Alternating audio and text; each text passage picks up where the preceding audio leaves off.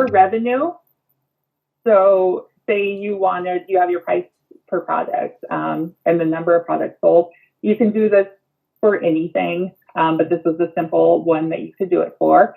So you could go in there and do a formula of your price per product times the number sold, bring that in there, bring that down, and then sum it, and you get your answer. I think that's what most people do.